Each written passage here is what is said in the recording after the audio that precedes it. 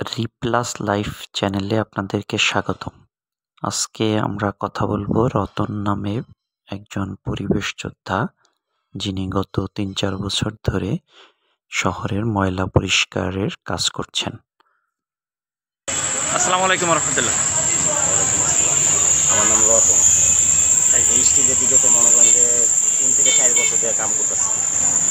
তো ময়লার কাম করি, ঠিক আছে। বেতন আমার ১০,০০০ টাকা। একটু জোরে বলবেন যাতে ময়লা আমার ১০,০০০ টাকা বেতন। ময়লার এই জায়গায় চাকরি করি, আমি ১০,০০০ টাকা বেতন পাই। আর দেখা গেছে আপনার দৈনিক ২-৩০০ টাকা করে ময়লার ভাঙ্গারি বেচি। ২-৩০০ টাকা হয় না অনেক সময়, বেতনটা দিয়ে আর কি চলি আমি। আর দেখা গেছে আপনার এই জায়গায় একটা ঝাড়ুর কাজ করি আমি, এই জায়গায় ক্লিনারের কাম। মানে এই জায়গায় পুরো রোড ঝাড়ু দিই, ঘর ঝাড়ু দিই, গাড়িগুলো গ্যারেজ করি।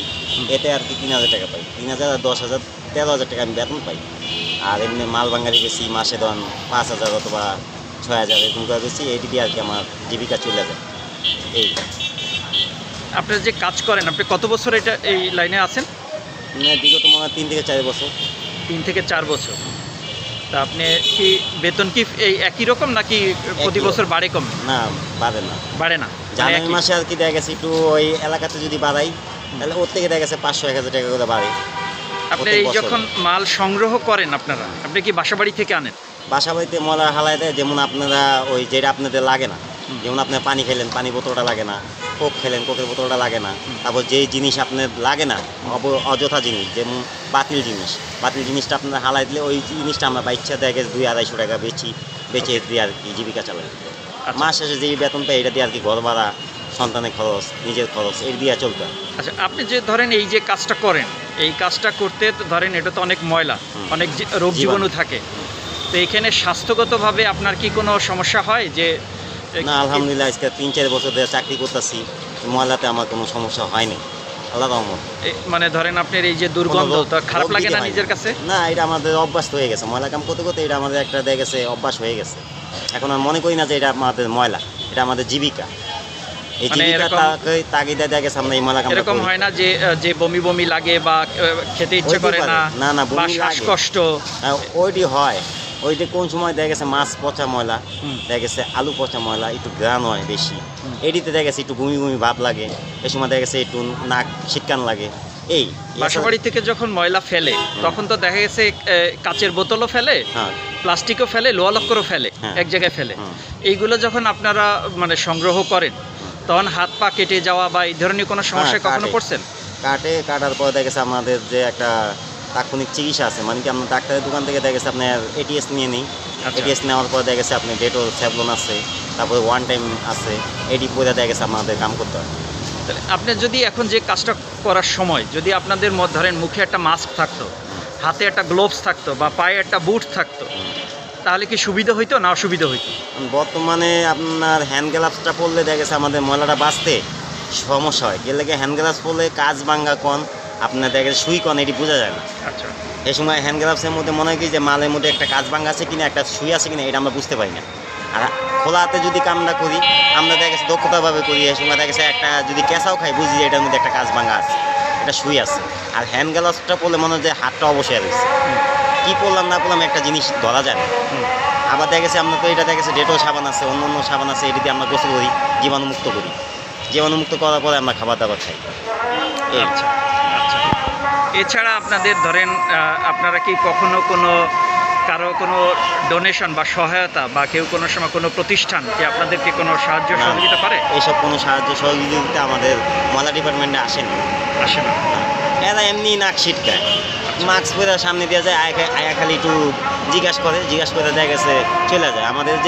আমরা যে এত বছর ধরে চাকরি করতেছি, এর মাধ্যমে দেখা গেছে কারো কোনো সাহায্য সহযোগিতা আমরা কেউ পাইনি। আমরা এলাকাতে 2 টাকা উঠাই, ওনতে দেখা গেছে আমরা বেতন খাই। আর এই যে 2-1 টাকা ভাঙ্গারি বেচি, এটি দিয়ে চলি আমরা। ওই যে আউটসাইডেতে যে কয়েক লোক আসবো, যে আমাদের একটু সাহায্য সহযোগিতা করবো, কিছু দান করবো, এসব কিছু হয় না। আপনাদের কি কোনো লোন আছে, যেমন এনজিও লোন, যেগুলো ধরেন ক্ষুদ্র ঋণ, গ্রামীণ আশা বা এরকম যারা লোন দেয়, এরকম লোন আছে? হ্যাঁ, লোন আছে। ওই দেখা গেছে আমাদের দেখা গেছে চলতে যদি ব্যাঘাত ঘটে, তাহলে আমরা লোন নিয়ে চলি। এই ময়লা কামিতে টাকা নিয়ে দেখা গেছে ওই লোন কিস্তি দিই, সাপ্তাহিক কিস্তি, মাসিক কিস্তি, এরকম চালাই। এটার সাথে কি আপনার পরিবারের কেউ যুক্ত আছে, যে ধরেন আপনার ছেলে মেয়ে বা বউ কেউ এটার সাথে কাজ করে, নাকি শুধু আপনিই করেন? শুধু আমিই করি, অন্যরা কেউ এটার সাথে যুক্ত নয়? পরিবার আনি না এখানে। পরিবার আনেন না? কেন আনেন না? পরিবার আনি না কেন, আমরা যে কামটা করি এই কাজে আসা দরকার নেই। আচ্ছা, আর যে সময় দেখা গেছে বাজার টাকা লাগলে এই সঙ্গে একটু আসলে পরে বাজার টাকা চায়ের দোকানে বইয়ে দিয়ে দিই। মানে আপনি যে কাজটা করছেন মূলত আপনি চাচ্ছেন যে আপনার পরিবার যাতে এই কাজটাতে যুক্ত না হয়, তারা যাতে আরো ভালো কিছু করতে পারে, কাম কাজ যাতে করতে পারে। আমরা যেহেতু ময়লা কাম করি, আমরা যেহেতু ছোট হয়েছি, আমরা ছোট কাম করতেছি, আমাদের কোনো মূল্যায়ন নাই, কোনো যাতে আমরা সহযোগিতা পাই না। দেখা গেছে আমাদের ছেলেমেয়েরা যাতে এইসব না করতে, এরা লেখাপড়া করে দেখা গেছে একটা ভালো চাকরি করব, ভালো একটা পজিশন থাকবো, ওরা ভালো চাকরি করে টাকা আনবো, আমরা এই ময়লা কাম ছেড়ে দিব, আমাকে ওরা দেখবো। ওরা যদি আমরা ময়লা ডাস্টবিন আনি, ওরা আমাদের দেখা দিই, ওরাও ময়লা কাম করবে। আচ্ছা আচ্ছা, অনেক ধন্যবাদ যে আপনি আমাদেরকে। আমার 2 ছেলে, আর বর্তমানে একটা দেখা গেছে মাদ্রাসা পড়াইতেছে আর একটা প্রাইভেট পড়াইতেছে। আচ্ছা, তাদেরও আবার মাস শেষে আবার দেখা গেছে টিচারের বিল দেওয়া লাগে, বেতন দেওয়া লাগে 2,500 টাকা, আবার 1,500 টাকা প্রাইভেটের জন্য। এটি এই ময়লা কামের থেকে আমরা সংগ্রহ করি। কেননা আপনাদের বেতন মূলত কারা দেয়? বেতন আমাদের দেখা গেছে আমরা নিজেরা ময়লা আনি, নিজেরা ময়লা আনলে দেখা গেছে এটা আমরা যেই যার সাইডেতে ময়লা কাম করি এই একটা দেখা গেছে অন্তর্ভুক্ত দেখা গেছে। আমরা যে আপনি যেটা বললেন যে আমরা 10,000 টাকা বেতন পাই, হ্যাঁ, এই 10,000 টাকা আপনাকে কে দেয়, কারা দেয়? একটা আমার মহাজন আছে, যেমন এর সাইডে আমি কাম করি, আমার 10,000 টাকা বেতন দেয়। এই মহাজন কারা? মহাজন আছে আমাদের এই জায়গায় ময়লা ডিপার্টমেন্টের পোলা পাই। আচ্ছা, যেমন আমি আর কর্মচারী, হ্যাঁ আমার মহাজন, হ্যাঁ ময়লা আনলো, তার মানে আপনি যে সরকার যে সিটি কর্পোরেশন, এই সিটি কর্পোরেশনের নিয়োগপ্রাপ্ত কোনো কর্মী আপনি না? না, আমরা অন্তর্ভুক্ত। মানে আপনাদের বেতন মানে সরকার দেয়, মানে সিটি কর্পোরেশন দেয় না? না, আমরা পাবলিক সিটি। তাহলে বাসা বাড়ি থেকে যখন আমরা ধরেন আমাদের বাসার যারা ময়লা নেয়, আপনি ময়লাটা আনলে তখন আমরা যে মাস শেষে যে টাকা দিচ্ছি, আপনার 100 টাকা অথবা 150 টাকা আমরা দাঁড়ি, এইটা ওই মহাজনরা পায়। ওই মহাজনরা কালেক্ট করার পর দেখা গেছে একটা ওইখান থেকে একটা বেতন, ওই জায়গাতে দেখা গেছে আমাদের বেতন, আপনাদের একটা বেতন দেয়। আমরা কোনো সরকারি কোনো সাহায্য সহযোগিতা, কোনো অ্যামাউন্ট, কোনো কিছু আমাদের এই জায়গায় আসে না। আসলো কি ও দিক থেকেই চলে যায়, আমাদের হাতে আয় না। যেমন আমরা একটা দেখা গেছে নিষ্কৃত মানে কি নিজ জাতীয় কাম, যেমন আমাদের ময়লার কামটা আল্লাহর মধ্যে করোনা আইছে, আর অন্য কাম আইছে। আপনারা মোবাইলে হোক আর টিভিতে হোক শোনেন নাই যে ময়লাওয়ালা কোনো একটা লোক মারা গেছে, রিক্সাওয়ালা কোনো একটা লোক মারা গেছে, আল্লাহর রহমত। আমরা যেহেতু এটাতে নিন্দাই না, একটা জিনিস কি নিন্দাইলে এটা পিন্দাইতে হয়। যেমন আমরা নিন্দাই না জিনিসটা আমাদের অভ্যাস হয়ে গেছে কাম করতে। ময়লা জিনিসটা তো সবাই একটা জীবাণু, একটা আমরা হ্যান্ড গ্লাভস পরি না, কেন না হাত সবসময় কাটতেই পারে। আমার দেখা গেছে ওটা আমরা যদি দেখা গেছে থাকি, যেমন এই যে বললাম যে এটিএস নিয়ে থাকি, আমরা এটিএস নেওয়ার পর দেখা গেছে এটা আপনার শরীর থেকে নির্মল হয়ে যায়। যেমন হাড়ির ময়লা কাম করার পর দেখা গেছে আপনার দেখা গেছে সন্ধ্যার পর আমরা যে গোসল মসল দিলে আমরা ফ্রেশ। সেজন্য আপনার সাথে আমি বসে কথা বলতেছি, আমি খাইতেছি, আপনি বলতেই পারবেন না যে আমি ময়লা কাম করি। এখন তো আপনি ধরেন আপনার বয়স কম, সেই হিসেবে কোনো রোগ হচ্ছে না। এটা তো এমনও হইতে পারে যে আপনার বয়সটা যখন একটু পড়ে যাবে এই রোগের ধাক্কা তখন আপনাকে পোহাইতে হবে, হইতে পারে তো? ওইটা আল্লাহর মতে দেখা গেছে হইতে, আল্লাহ যদি দেয় এটা বান্দার কোনো ঠেকানোর মতন ক্যাপাসিটি নেই। আচ্ছা, আপনি এই ধরেন এইগুলো তো মাল বাছাই করেন, এর মধ্যে এমন কখনো হয়েছে যে খুব মূল্যবান কিছু কখনো পাইছেন? মূল্যবানে বলতে কি, অনেক সময় দেখা গেছে বাসা থেকে স্বর্ণের জিনিস, যেমন একটা কানের দুল, একটা নাকের ফুল, অথবা দেখা গেছে টাকা 500 টাকা 1000 টাকা এরকম মনে বলে দেখে ঝাউ দিয়া পোলা পানি হালাই দিল। ওই দেখা গেছে একজন আইলো যে আপা আমি একটা ময়লার ইয়ার মধ্যে এটা হালাইছি, আপা পাইছি, তা এর যদি ফেরত দিয়ে দিই, দেখা গেছে খুশি 500 টাকা দিল, 1000 টাকা দিল, যে বাবা এটা তুমি খাইও। মানে মাঝে মাঝে পাওয়া যায়, মানে মাঝে মধ্যে পাওয়া যায়। যেমন আপনি ভুল ত্রুটিভাবে এই মোবাইলটা ফালাই দিচ্ছেন, যেমন এলাকাতেই আসে একটা, যেমন আপনার মোবাইলটা আপনার বাচ্চা ফালাই দিচ্ছে, ফালাই দেওয়ার পর দেখা গেছে আপনি চলে এলেন যে ভাই আমার ময়লার মধ্যে আমার ছেলে মোবাইলটা ফালাই দিচ্ছে, একটু দেখো তো ভাই মোবাইলটা পাওয়া যায় কিনা। যেমন মোবাইলটা আমরা সংগ্রহ করি, যে সময় আমরা বাসার পর যদি মোবাইলটা পাই, আপনার দেখা গেছে নগদ খারাপ দিচ্ছেন, দেখা গেছে মোবাইলটা পাওয়ার পরে আমার ঘরে খুশিয়া 200 দিলেন, 100 দিলেন, 500 দিলেন, দেওয়ার পর দেখা গেছে এটাতেই আমরা চলি। আপনার যে মাল প্রতিদিন সংগ্রহ করেন, হ্যাঁ, এই মালের মধ্যে কি প্লাস্টিক বোতল বেশি নাকি পলিথিন বেশি? এই মালের মধ্যে আপনার বেশিরভাগ পলিথিনই থাকে। পলিথিনের ভিতরে আমরা ছিঁড়ে ওইটার মধ্যে থেকে দেখা গেছে আপনার বোতল, কাঁচ ভাঙ্গা, কাঁচের বোতল, ওষুধের প্যাকেট, এটি সব সংগ্রহ করি, সব একসাথে পান? হ্যাঁ।